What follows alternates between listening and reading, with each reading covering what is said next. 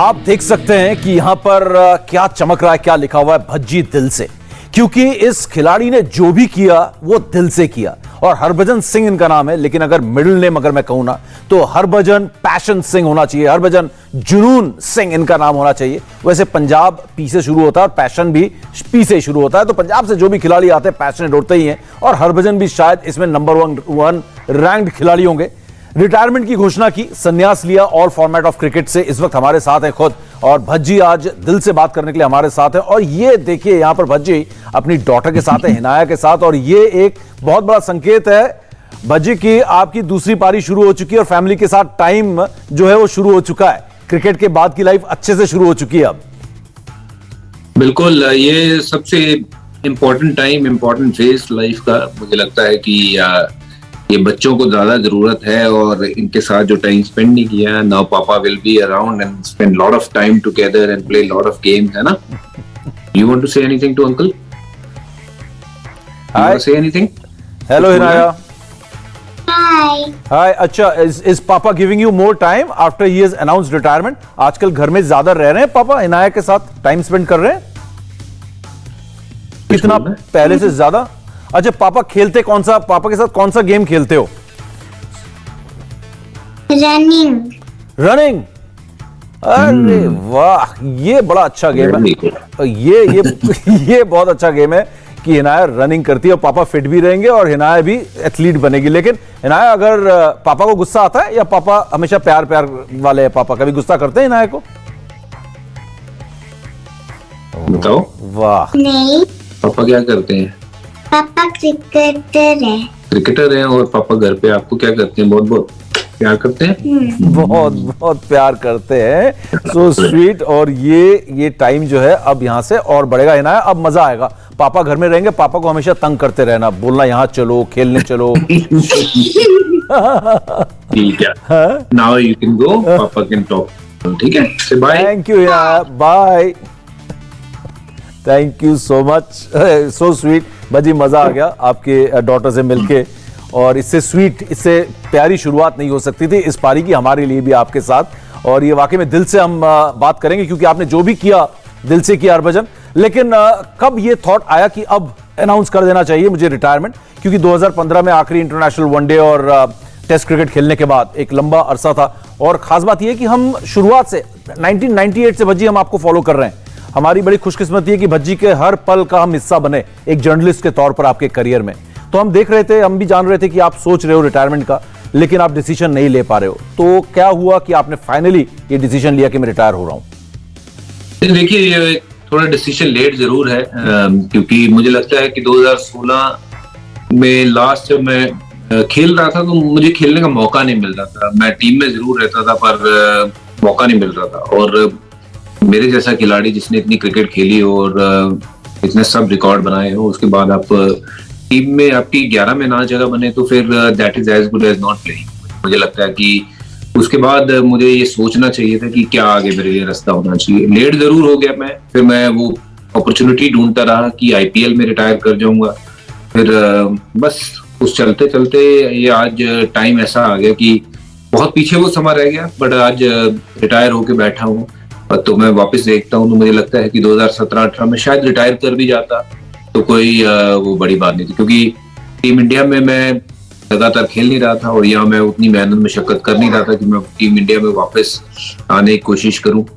और बस वो कर नहीं पाया। ये पता नहीं क्या रीजन थे, क्या थॉट्स थे, और अब आज फ्री होके बैठे हैं और समझता हूँ कि जब चीजें होनी होती है तभी होती है। और ये अब रिटायर हो गया हूँ, now I feel free to talk and to look after my second chapter जो मैं शुरू करूंगा। क्या होगा आगे, उसके बारे में बैठ के एक बार सोचूंगा कि क्या करना है, आगे का रास्ता क्या होना चाहिए। बिल्कुल, लेकिन हमें मालूम है आप अलग अलग फील्ड में ऑलरेडी बहुत आगे निकल चुके हैं, चाहे वो बिजनेस का फील्ड हो, बातें बहुत सारी चल रही हैं पॉलिटिक्स के बारे में भी। लेकिन आपकी वाइफ गीता जो है वो भी एक्टर रहे हैं, परफॉर्मेंस एंजाइटी क्या होता है उनको भी पता है। क्योंकि अगर हम स्पोर्ट्स की बात करें या एक्टिंग की बात करें, वहां पर परफॉर्मेंस आंका जाता है। तो क्या गीता भाभी से भी बात हुई थी कि अब मैं अनाउंस करूं? उनका किस तरीके से कंट्रीब्यूशन रहा? हाँ बिल्कुल, बातचीत करके इसी डिसीजन पे पहुंचे हैं। ये के ऊपर काफी बार चर्चा हुई, बात हुई, बट वही जो हमें राइट टाइम या फिर वो अपॉर्चुनिटी विंडो जो जिसको कहते हैं वो मिल नहीं रही थी। और अब हमने देखा कि ये शायद हम सोचते ही रह जाएंगे और ये टाइम आगे निकलते चले जाएगा। और ये हमने पिछले 2 साल पहले भी ये चीज सोची थी कि क्या खेलेंगे, अभी क्या अचीव करना है। वर्ल्ड कप जीत चुके हैं, आईपीएल की सबसे ज्यादा ट्रॉफी जीत चुके हैं, चैंपियंस ट्रॉफी जीत चुका हूँ, 100 टेस्ट मैच से ऊपर खेल चुका हूँ, 10-20 और भी खेल जाऊंगा तो सिर्फ और सिर्फ वो रिकॉर्ड मेरे लिए रह जाएंगे। पर अभी अगर मैं अपनी फैमिली को या फिर अपने बाकी की चीजों पे ध्यान नहीं दूंगा तो फिर शायद वो थोड़ी सी चीजें लेट हो जाएगी। पर वो ना करते फिर उस कगार पे चल दिए कि चलो एक आईपीएल खेल लेते हैं, उसके बाद देखेंगे। वो एक एक खेलते हुए 3 निकल गई, तो अब मैंने डिसाइड कर लिया फाइनली कि नहीं, अब नहीं, क्योंकि अब वो मेहनत भी नहीं होती और अब वो अंदर से दिल नहीं करता है कि क्रिकेट खेलने का, कि मतलब क्रिकेट खेलूं, कॉम्पिटेटिव क्रिकेट, क्योंकि उसके लिए मेहनत मशक्कत बहुत लगती है। और ऐसा नहीं मैं करना चाहता हूँ कि मेहनत करूँ ना और ग्राउंड पे उतरूं और वहां पे मुझे जो आजकल के यंगस्टर्स हैं वो पिटाई कर रहे हो और ऐसी सुनाई कर रहे हो तो फिर खुद शर्मिंदा हो। तो उसी चीज से पहले मैंने कहा कि मैं ये वाला रास्ता अपना लेता हूँ। 2 ही रास्ते थे, एक तो मेहनत करो तो फिर compete करो, वो मैं कर नहीं रहा था और ना ही उतना टाइम है। पर फिर मैंने कहा ये बेटर है कि अभी 41 साल का हो भी गया हूँ, अभी नई पारी की शुरुआत करनी चाहिए। क्रिकेट बहुत खेला हूँ, क्रिकेट ने सब कुछ दिया। आज मेरा वजूद, आज मेरा जो भी सब कुछ हूँ, मैं क्रिकेट की वजह से हूँ। I would like to thank BCCI, PCA and all the members of PCA, BCCI, curator, media, आप लोगों का बहुत योगदान रहा है मेरे करियर में। मैं तहे दिल से शुक्रिया अदा करता हूँ आप सब लोगों का, क्योंकि आप लोगों ने मेरी जो तस्वीरें घर घर पहुंचाई, मेरी बात घर घर पहुंचाई है, तो मैं जितना भी आप लोगों का भी शुक्रिया अदा करूँ कम है। चाहे वो अच्छी खबर थी या बुरी थी, पर ये है कि हमेशा खबर जो है वो मेरे से बनी थी, तो इसलिए मुझे अपने आप को बेटर करना है ताकि खबर बेटर बाहर आए। So thank you very much for all your support and love. और जितने भी ग्राउंडमैन हैं या हर उस प्रशंसक को मैं आज इस प्लेटफॉर्म के जरिए थैंक यू बोलना चाहूंगा, जिन्होंने मुझे सपोर्ट किया इतने साल। और मुझे गर्व महसूस होता हुआ कि मैं भारत के लिए इतने लंबे अरसे तक क्रिकेट खेल सका। बिल्कुल, सबके तरफ से तो नहीं, लेकिन पूरे मीडिया की तरफ से मैं जरूर कह सकता हूं कि हरभजन, आपको भी हमारी तरफ से बहुत सारी हम भी शुक्रिया करेंगे और बहुत सारी शुभकामनाएं भी, क्योंकि आपके क्रिकेट करियर के दौरान ऐसे कई पल आए जब आपने हमें इतने अच्छे अच्छे इंटरव्यूज दिए। हमारे करियर में भी आपने कई बार 4 चांद लगाए हैं इंटरव्यूज देकर, हमारे शोज में आकर। तो ये आपका रोल हमारे करियर को भी ऊपर लेके जाने में एक बहुत जबरदस्त सहयोग आपका भी रहा है, जो आप उसको शायद देख नहीं रहे, लेकिन हमें मालूम है कि हरभजन का कितना कंट्रीब्यूशन हमारे करियर में भी रहा है। लेकिन एक बात आपने की, मैं सारे इंटरव्यूज पिछले 3-4 दिन से पढ़ रहा हूं, उसमें आपने कहा कि मेरे को सिलेक्टर्स और बेहतर हैंडल कर सकते थे। तो इसका क्या मतलब था हरभजन, थोड़ा सा इसका बताएंगे? हाँ देखिए, 2011 या 12 की बात करें जब वर्ल्ड कप हम जीते थे, उसके बाद से वो टीम दोबारा खेली नहीं इकट्ठे। वर्ल्ड कप की टीम जो वर्ल्ड कप जीती हो और वो उसके बाद एक भी मैच इकट्ठा ना खेले, ये बड़ी ताज्जुब की बात। और मैंने 31 साल का था जब मैंने 400 विकेट ले लिए थे। और 31 साल का बच्चा तो नहीं रहता, खैर बंदा जब 400 विकेट ले लेता है तो इसका मतलब है कि मेरे आने वाले जो मेरे साल 8-9 साल है मेरे पास, उसमें मैं अगर ज्यादा नहीं तो 400 भी नहीं, मैं कहूंगा कि इसके आधे भी, 200 के भी आधे कर लूंगा। 100 विकेट तो मैं ले ही सकता था, बट उसके बाद मुझे मैच खिलाए नहीं गए और ना ही सिलेक्ट किया गया। 400 विकेट लेने वाले आदमी को सडनली कैसे बाहर किया जाता है, ये अपने आप में एक रहस्य पूर्वक कहानी है, जो आज तक वो रहस्य खुला ही नहीं है। बट हाँ, कुछ चीजें जो मेरी समझ में आई हैं, जो मैं आज तक सोचता हूँ कि हुआ क्या, किसको परेशानी थी या दिक्कत थी मेरे टीम में रहने से। ये मैं जब अपना जमा घटाव कर रहा हूँ तो किस मुकाम पे मुझे लेके जा रही है, वो मैंने अपनी बुक में जरूर लिखा है। मैं सारी चीजें यहाँ रिवील नहीं करना चाहता हूँ, क्योंकि बहुत कुछ हुआ वो 2011 से लेके 20-21 तक बहुत कुछ हुआ। और अगर एक 400 विकेट लेने वाले खिलाड़ी के साथ ऐसा हशर हो सकता है, तो फिर वो किसी यंगस्टर के साथ कैसा सलूक हो सकता है। तो उन दिनों जो BCCI चला रहे थे, या उन दिनों जो लोग थे ऊपर position, I think they could have handled thing better. और थोड़ा जैसे किसी सीनियर खिलाड़ी को कैसे इज्जत दी जाती है, कैसे नवाजा जाता है, वो शायद उसमें बहुत कमी रहेगी। वो मेरे केस में नहीं, VVS के केस में देख लीजिए, वीरू के केस में देख लीजिए, यूवी के केस में देख लीजिए। यूवी ने 2 वर्ल्ड कप जिताए हैं हमें, भारत ने 2 वर्ल्ड कप जीते हैं। तो यूवी के केस में, गंभीर के केस में, तो आई थिंक ये चीजें बेटर तरीके से हैंडल हो सकती है। जी, और शायद इसमें सिर्फ सिलेक्टर्स ही नहीं, पूरा टीम मैनेजमेंट इसमें शामिल होता है भज्जी। सिर्फ सिलेक्टर्स ही नहीं होते, टीम मैनेजमेंट भी होता है इसमें, जिसमें कोच, कप्तान, बीसीसीआई सब इन्वॉल्व होता है इसमें। जी हाँ, बिल्कुल। देखिए, एक आदमी तो कोई कुछ नहीं कर सकता है, और उसमें पूरे मैनेजमेंट इन्वॉल्व है, और उसमें जो टॉप जो आपके बीसीसीआई की पोजीशन पे उस समय के लोग थे वजूद, तो उनकी क्या सोच थी ये हमारी समझ से परे है। बट अगर मैं समझता हूँ कि 2011 में जो टीम ने वर्ल्ड कप जीता वो इतनी अच्छी टीम थी, उसके बाद वो एक भी मैच इकट्ठा नहीं खेली, वो मेरे लिए बहुत ताज्जुब भरी बात है। ये शायद आपने कभी सोचा भी नहीं होगा समीप, आपका इतना लंबा करियर होगा, आपने कभी अगर निकाल के देखिए स्टैट्स, क्यों वो टीम दोबारा नहीं खेली। अगर 2011 का वो वर्ल्ड कप जीतने के लिए वो टीम जो है वो समर्थ हो सकती है, अच्छी टीम है इसीलिए जीती है, उसके बाद क्या वो टीम उतनी अच्छी नहीं है कि अगले 2 साल भी इंडियन टीम को और सर्व कर सके? क्या जरूरत थी कि वो टीम को पूरा बिखेरने की? क्या जरूरत थी कि वो जो टीम के लड़के हैं वो दोबारा इकट्ठे खेले नहीं? एक एक करके सब बाहर होते चले गए, और बिना किसी रीजन। ऐसा नहीं था कि वो 2 या 4 मैच खेले हुए थे, सब 10-10 साल लड़के जो है वो खेले हुए थे, और विदाउट एनी रीजन, जो प्लेयर्स को भी नहीं पता है, और वो आज तक सोच रहे हैं कि हुआ क्या है। उनमें से मैं भी एक हूँ, मैं सोच रहा हूँ कि हुआ क्या, क्यों हुआ? 400 विकेट लिए, 400 विकेट लेने वाले के साथ ऐसा हश्र होना चाहिए क्या? लोग दूसरी देशों के जो लोग हैं सलाम करते हैं कि आप 400 विकेट लेने वाला बंदा लेजेंड होता है। ये कोई अगर व्यू जैसा खिलाड़ी, एक बहुत बड़ा खिलाड़ी, लेजेंड के तौर पे हम मानते हैं, वीवीएस जैसा खिलाड़ी, क्या वो व्यवहार या सलूक सही था इन सब प्लेयरों के साथ? बस वो एक कहानी सी है जो मैंने अपने बुक में मेरे लफ्जों में बयान की है, जो मेरी समझ में आया है। जब वो आएगी आप जरूर पढ़ना, बहुत कुछ उसमें से आपको भी पता चलेगा कि कैसे क्रिकेट उस दौर पे चली है। नहीं, बिल्कुल बिल्कुल पढ़ेंगे भज्जी उस किताब को, और इंतजार है उस किताब का, क्योंकि जो आपने बातें की हैं वाकई में हमें बहुत सारी चीजें हमें भी पता है, क्योंकि उस दौर को हमने पूरे बहुत नजदीक से देखा है। और 2011 की वर्ल्ड कप विनिंग टीम दोबारा कभी एक साथ नहीं खेली, ये हमें भी आज तक इस रहस्य का हमें भी पता नहीं चला है। लेकिन आपने ये भी कहा है कि डिजिंग हाइट्स, ऊपर से देखो तो चक्कर आ जाते हैं, ऐसे भी मुकाम देखे और ऐसे भी पल देखे जो बहुत डिप्रेसिंग भी थे। तो क्या ये दौर जो था सबसे डिप्रेसिंग दौर था हरभजन आपके लिए? बिल्कुल, बहुत डिप्रेसिंग दौर था, क्योंकि ये एक ऐसा दौर था कि इसमें समझ नहीं आ रही थी कौन अपना है कौन पराया है, किसी को पता नहीं चल रहा था, क्योंकि बात कुछ और कोई कर रहा था पर रिजल्ट्स जो है वो कुछ और हो रहे थे।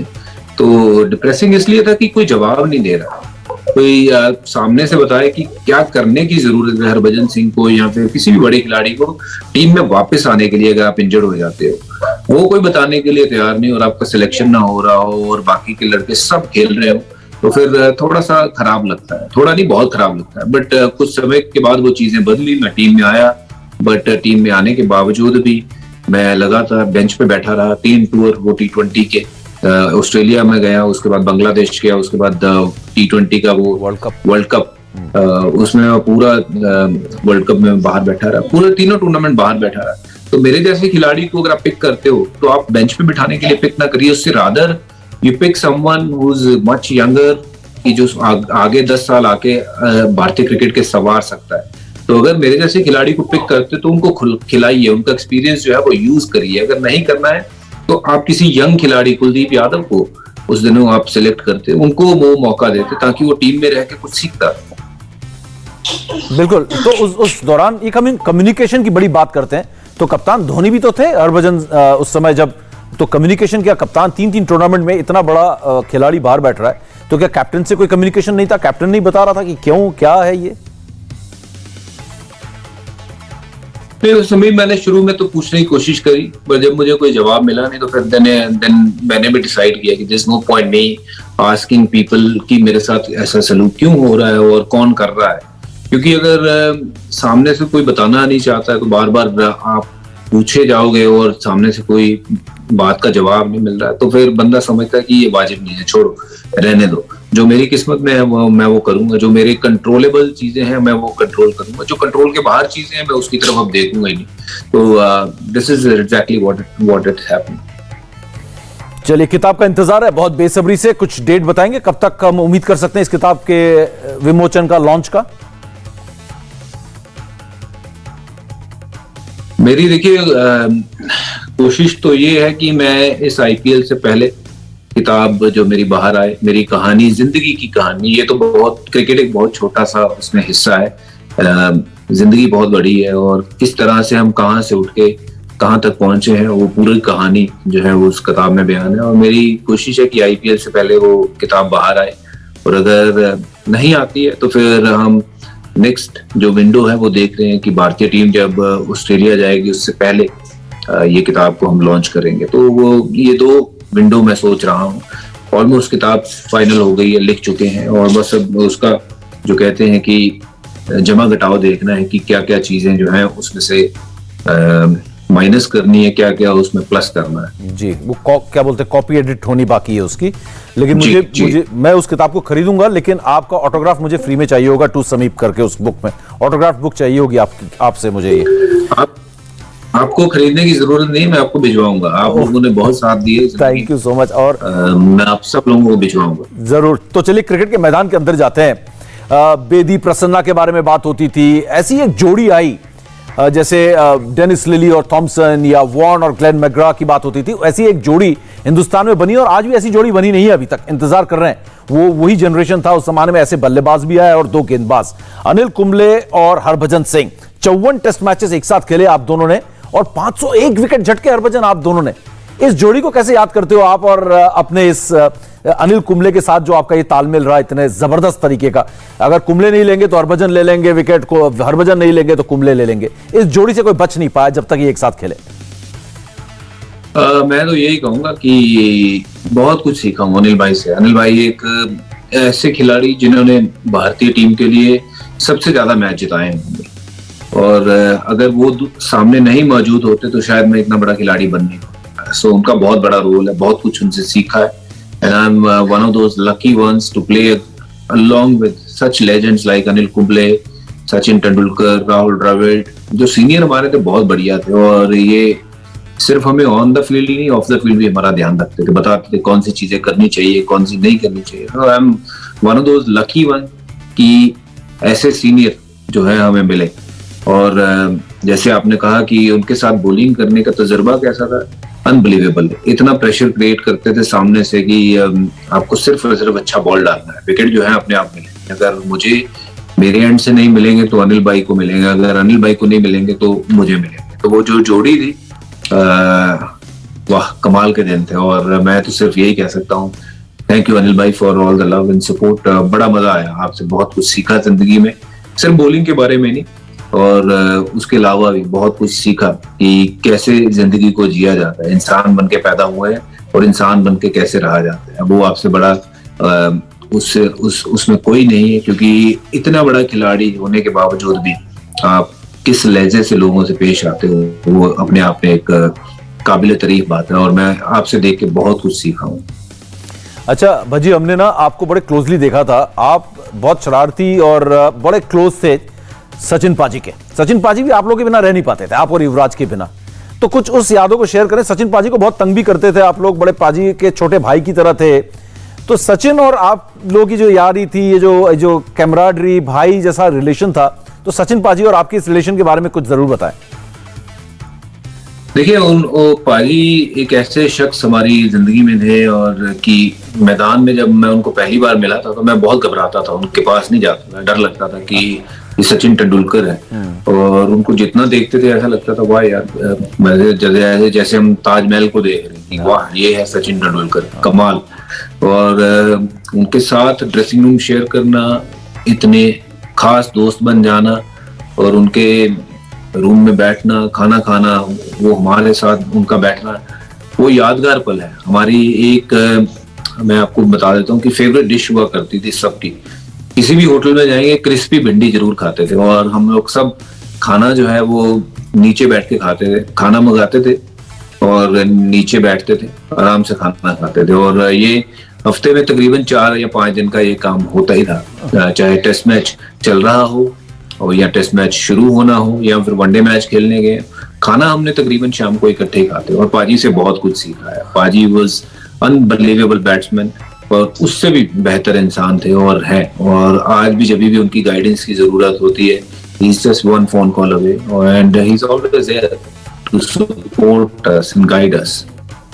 बिल्कुल, और उन्होंने बड़ा प्यारा ट्विटर पे मैसेज भी आपको भेजा रिटायरमेंट पर, और मैंने देखा था सचिन पाजी, मैं अपने व्यूअर्स को बता दूं, सचिन पाजी जो थे भज्जी पाजी के बिना रह नहीं पाते थे, उनको जरूरत पड़ती थी हमेशा क्योंकि मुझे ऐसा लगता है कि वो स्ट्रेस बस्टर भी थे, भज्जी के साथ रहते थे, शरारती भी होती थी और शरारतें करते थे, तो बड़ा मजा आता था। सचिन तेंदुलकर रियली एंजॉय करते थे हरभजन सिंह की कंपनी, हमने देखा है उस जमाने में बहुत ही अच्छा रिलेशन था। लेकिन चलिए, और 2-3 सवाल और मैं यहाँ पर बात करूंगा। दादा के बारे में पूछना चाहूंगा। सौरव गांगुली को आपने काफी क्रेडिट दिया अपने करियर में। जी हाँ, सौरव एक ऐसे इंसान, मेरा बड़ा भाई नहीं है, तो मुझे लगता है कि मैं उनको बड़े भाई की तरह ही मानता हूँ, और जो उन्होंने मेरे लिए किया मैं वो जिंदगी भर भुला नहीं सकूंगा। क्योंकि जब आप उस मुकाम पे होते हैं, जब आपके पास पता है कि या तो आपकी नैया तर जाएगी या फिर डूब जाएगी, तो मैं वो नाव में बैठा हुआ था। मेरी अगर वो नाव चली है और उसके जो चप्पू है वो सौरव गांगुली के हाथ में थे, अगर वो चप्पू उनके हाथ में नहीं होते तो मेरी नाव तब डूब जाती, क्योंकि बहुत से लोग नीचे से नाव को खींच रहे थे कि इसको डुबो दो, पर थैंक्स टू सौरव गांगुली कि उन्होंने वो होने नहीं दिए। मैं जब 4 मैच में 28 विकेट लिए थे रणजी ट्रॉफी में, उसके बावजूद भी मेरी सिलेक्शन के ऊपर अटकलें लगा रहे थे कुछ लोग, और चाह नहीं रहे थे कि मैं टीम में आऊं, पर सौरव गांगुली ने सारे स्पिनर्स को इकट्ठा किया, उनमें से मैं भी एक था, कि जिन जिन स्पिनर ने अच्छा किया है उन सबको बुलाओ, और कैंप में बुलाया गया। उसमें देखा गया कि सबसे बेस्ट बॉलिंग कौन कर रहा है, और उसी के नतीजे मुझे टीम में लिया गया। ऐसा नहीं कि मैंने उनको कोई जादू टोना किया था कि मुझे ले लो, बट उन्होंने देखा कि ये लड़का अच्छा कर रहा है तो उन्होंने मुझे लिया। But I am so grateful to that period की जो हुआ, बहुत लोगों के अच्छे और खास, जो लोगों दोनों की अच्छे खास और बुरे लोगों की सबकी पहचान होगी उस दौर में, कि कौन अपना है कौन पराया है। और जो तब पराए थे वो भी बाद में वो ऑस्ट्रेलिया सीरीज के बाद अपने बनने की बहुत कोशिश की उन्होंने। तो मुश्किल दौर में जो बंदा आपके साथ खड़ा हो वो है सौरव गांगुली, और मेरे लिए उनका जिंदगी में बहुत बड़ा महत्व है। मुझे कभी भी कहाँ भी बुलाएं, कुछ करने के लिए कहें, मैं आंख बंद के करूंगा, मैं आंख बंद करके वो बंदे के साथ चलूंगा, क्योंकि मुझे पता है वो कोई गलत रास्ता नहीं मुझे दिखलाएगा। लाजवाब, लाजवाब वाकई में, मतलब आपकी जिंदगी का, करियर का कैप्टन हमेशा के लिए सौरव गांगुली। लेकिन हरभजन, अभी पिछले 15 साल से हम कोई भी विवाद उठा के देख रहे हैं ना बीसीसीआई का, तो एक नाम कांस्टेंट है, सौरव गांगुली। और हाल में एक जो विवाद हुआ विराट कोहली और सौरव गांगुली को लेके, आपने ये कहा कि उसको और बेहतर हैंडल किया जा सकता था। इसके क्या मायने हैं, क्या मतलब है इस बात का? इस बात का यही मतलब है, देखिए हर चीज जो है वो मीडिया में जाना जरूरी नहीं होती है। अगर बेटर कम्युनिकेशन हो तो मुझे लगता है कि बहुत सी चीजें एक ही रूम में वहीं के वहीं सिमट जाती है। तो ये अननेसेसरली एक मीडिया के लिए बात बन गई कि क्या हुआ क्या नहीं हुआ और क्या होना चाहिए था। तो ये आज तक मुझे नहीं पता कि सौरव गांगुली की तरफ से क्या मैसेज विराट को गया था, और विराट ने क्या जो आके कहा है वो कितना सही है कितना गलत है, क्योंकि ये दोनों के बीच आपस की बात है। तो इसको अगर आपस में ही खत्म करके एक जॉइंटली मीडिया को स्टेटमेंट दी जाती तो मुझे लगता है वो बेटर होता। ये एक ऐसा हो गया कि मीडिया को एक चीज मिल गई जिसको उन्होंने अपने तरीके से, बाद में किसी ने इस तरफ से खींचा किसी ने इस तरफ से खींचा, वो अदरक की तरह कर दिया, हर तरफ फैला दिया उसको। बिल्कुल बिल्कुल। लेकिन भजी, आप तो कई कप्तानों के साथ खेल चुके हैं, कप्तानों के अंडर भी खेल चुके हैं। अगर आप देखें, आप मुंबई इंडियंस, सीएसके में महेंद्र सिंह धोनी, और उसके बाद आप कोलकाता नाइट राइडर्स में भी खेले। Rohit Sharma as captain, as future, आप किस तरीके से देखते हैं? देखिए, रोहित सबसे ज्यादा टूर्नामेंट जीत चुका है। अगर बात करें तो आईपीएल की सबसे ज्यादा ट्रॉफी उसके पास है, तो कुछ ना कुछ तो बेटर कर ही रहा होगा। और बहुत शान से बाप का लड़का है, और बहुत अच्छे टाइम पे उनको ये कप्तानी मिली भी है, जो उनको एक्सपीरियंस है और जो उम्र में है वो, ये ऐसा नहीं है कि वो 25-26 साल में है, वो उम्र ऐसी होती है कि आप यंग वाइब्रेंट होते हो कि you want to do this that, but now he is 33 I think 34। 30-35 साल की उम्र में अगर आपको कप्तानी मिलती है, बहुत सुलझे इंसान होते हैं और बहुत डिसीजन जो मेकिंग है आपकी बहुत बढ़िया होती है।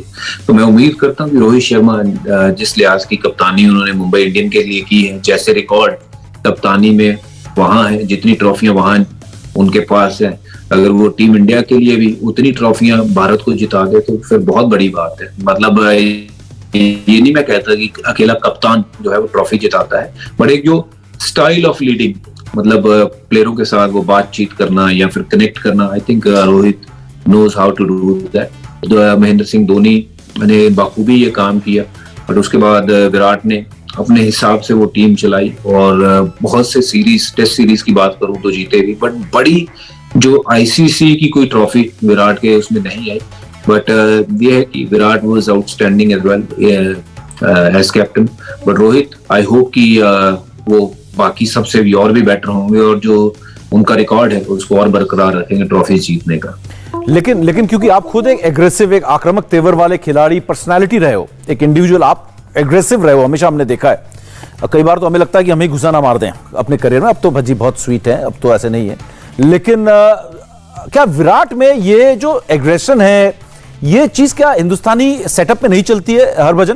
तो आपको आपका स्टाइल ऑफ कैप्टनसी या जो पर्सनालिटी है थोड़ी सॉफ्ट स्पोकन या कूल टेम्परामेंट वाला आदमी ज्यादा सक्सेसफुल होता है, जैसे रोहित का है। क्या विराट का टेम्परामेंट सूट नहीं करता इंडियन सेटअप में?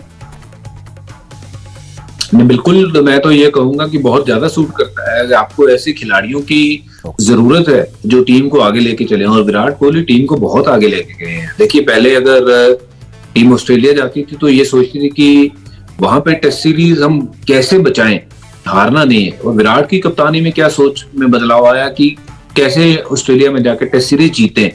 और मुझे याद है वो दिन, बहुत पुरानी बात है ये, जब विराट कोहली ने बहुत ज्यादा रन बनाए थे ऑस्ट्रेलिया में, और इतने रन बना के आया। हालांकि इंडिया टेस्ट सीरीज हार गया था, 400 रन चेज करने थे, और पर टीम इंडिया 400 रन चेज करने गई और विराट कोहली ने बड़ा लंबा शतक बनाया था। जब बाहर आया तो मैंने पूछा कि यार ड्रॉ भी हो सकता था मैच। कहता भाजी ड्रॉ का कोई महत्व नहीं है, या जीतो या हारो, और जिस दिन लड़ना सीख जाओगे जीतना सीख जाओगे, और हम लड़ते रहेंगे, आज नहीं तो कल जीतेंगे। और वो बदलाव आपने अब देखा है टीम में।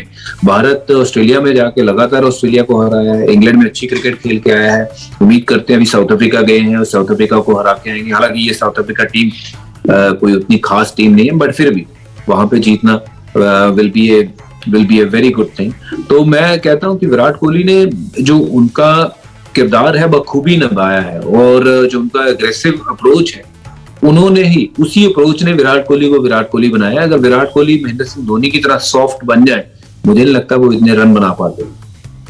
बिल्कुल। तो आप, जो विराट ने कहा था मैं वनडे का कैप्टन बना रहना चाहता हूं, टेस्ट का भी, तो आप इस भज्जी की क्या सोच है? व्हाइट बॉल कैप्टन एक और रेड बॉल कैप्टन, दो अलग अलग कप्तान होने चाहिए। व्हाइट बॉल में दो कप्तान नहीं हो सकते थे। हरभजन, आपका क्या टेक है इसमें?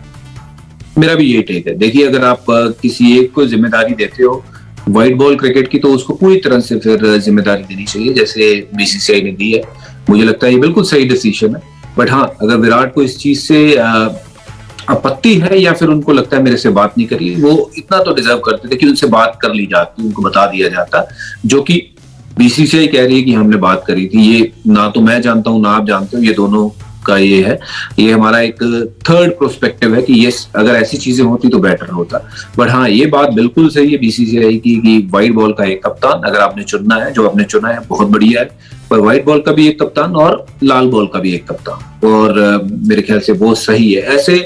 क्योंकि अगर आप T20 के लिए एक कप्तान रखोगे, वनडे के लिए एक कप्तान रखोगे और टेस्ट के लिए एक कप्तान रखोगे, तो ये टीम में नहीं समझ पाएगी कि यार कब कौन सा कप्तान आता है, क्या होता है। और आज की डेट में हर सीरीज में पहले तीन टेस्ट मैच है, फिर वनडे सीरीज है, फिर T20 है।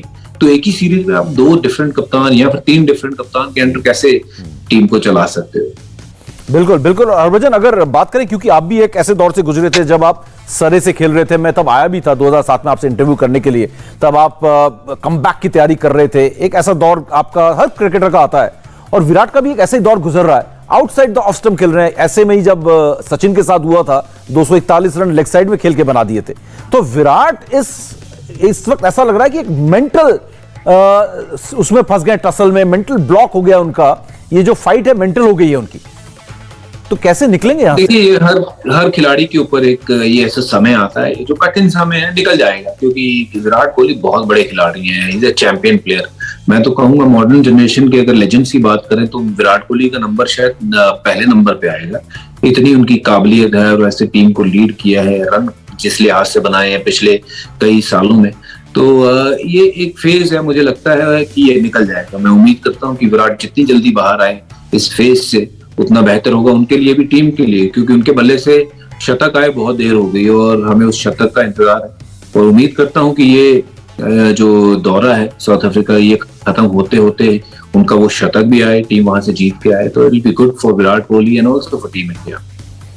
चलिए एक यू टर्न लेते हैं अब और हरभजन के जिंदगी में फिर से एंट्री करते हैं और ये है हमारा आखिरी पार्ट। हरभजन, अगर बात करें, हर तरफ यही पूछा जा रहा है कि हरभजन की दूसरी पारी में क्या, और बड़ी पॉलिटिक्स की बात चल रही है और सिद्धू पा के साथ भी आपकी फोटो आ गई, तो क्या राजनीति की तरफ भी रुझान है, सोच है कि मैं पॉलिटिक्स में भी सेवा कर सकता हूं? एक तरह से देश की सेवा की क्रिकेट खेल के, तो अलग अब दूसरी तरीके की सेवा की तरफ भी क्या उस तरफ है थोड़ा सा रुझान, झुकाव? देखिए, आपने मेरे मन की बात ही कह दी और दिल की बात कह दी कि देश को खेलने का मुझे अवसर मिला, इतना मुझे प्यार मिला लोगों का, और आज मैं अगर लोगों के लिए कुछ वापस कर सकता हूँ, चाहे वो पॉलिटिक्स के जरिए है या फिर सोशल वर्क के जरिए है या किसी भी तरीके से मैं अगर लोगों को काम आ सकूं, मैं जरूर करना चाहूंगा।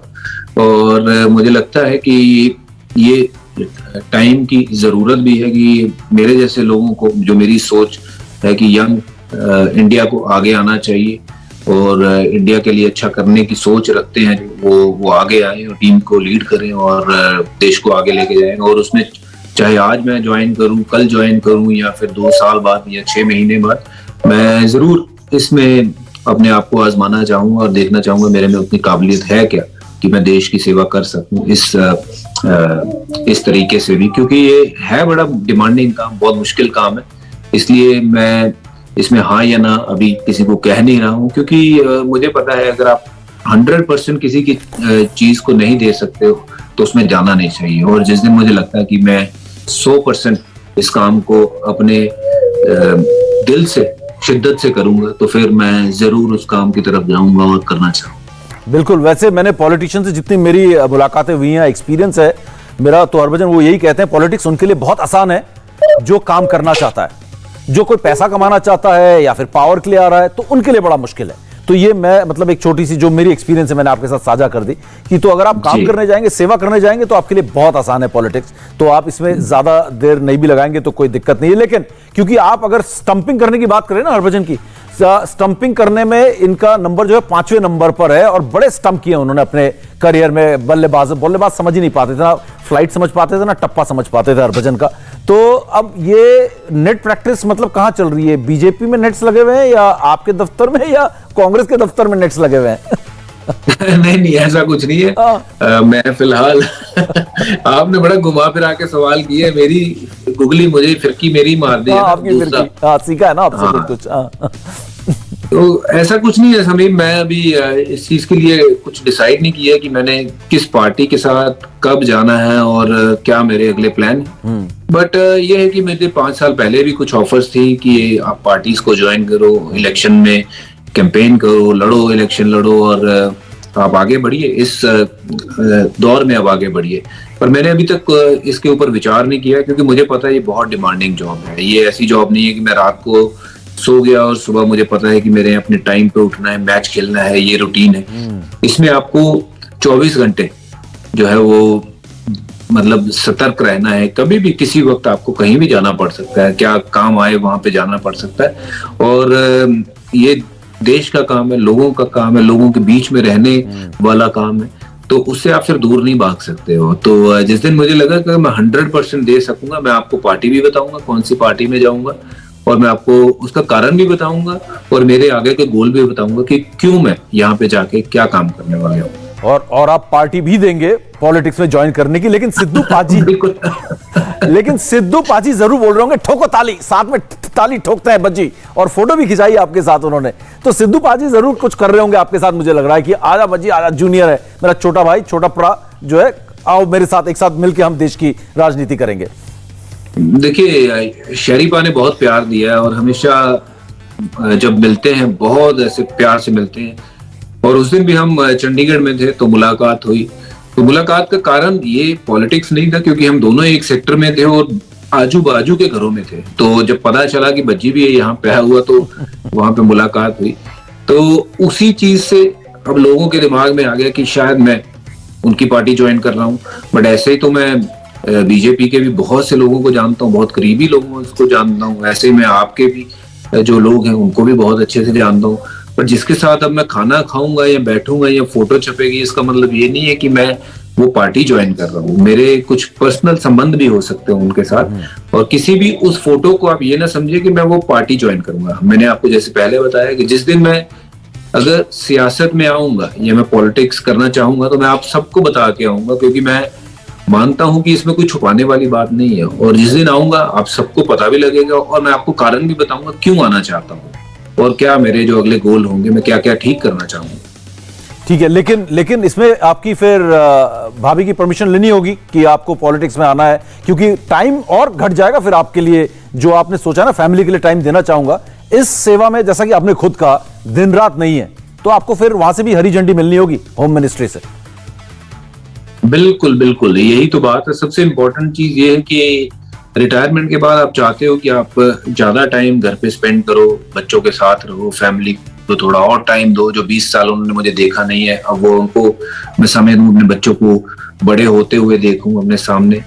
और अगर मैं ऐसा डिसीजन लेता हूं तो फिर वो टाइम बहुत कम मिलेगा घर के लिए। तो ये चीजें बहुत सोच समझ के ये निर्णय लेने वाला होगा, और जब भी कोई भी निर्णय लूंगा इस बार या उस बार, तो उसमें घर से तो जो आपने कहा है कि मेरे होम मिनिस्टर की मुझे परमिशन लगेगी, जो मेरी गीता बसरा वाइफ की, क्योंकि without your companion, with your partner, आप खुद अकेले डिसीजन नहीं ले सकते हो, क्योंकि ये बहुत बड़े डिसीजन। बिल्कुल सही बात है, और ये जरूरी भी है क्योंकि तभी अच्छा तालमेल रहेगा। लेकिन एक बात है, जाते जाते पूछना चाहूंगा कि ये पॉलिटिक्स का हम इंतजार करेंगे कि आप आएं, क्योंकि ऐसा एक साफ दिल सच्चा इंसान अगर देश की राजनीति में आता है, सेवा के इरादे से आता है, तो वो हमारे सबको बहुत फायदेमंद होगा। और आप सिर्फ 41 साल के हुए हैं, तो नई पारी, ये एक्सपीरियंस आप दूसरे फील्ड में भी लगा सकते हैं। लेकिन आपका एक्सपीरियंस जो है युवा क्रिकेटर्स, आईपीएल या इंडियन टीम की कोचिंग, बॉलिंग कंसल्टेंट,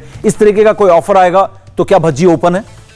जी, मैं जहां तक का सवाल समझ पाया हूं कि आप क्रिकेट में भी मैं काम करने में इंटरेस्टेड हूं या नहीं, ये मुझे लगता है कि आपने सवाल पूछा, क्योंकि थोड़ी आपकी आवाज कट रही थी जी। बिल्कुल संदीप, मैं यही बताना चाहूंगा कि मेरा क्रिकेट के कारण वजूद है, और क्रिकेट मेरी जिंदगी में नहीं होती तो शायद मैं पता नहीं कहाँ पे होता, क्या कर रहा होता।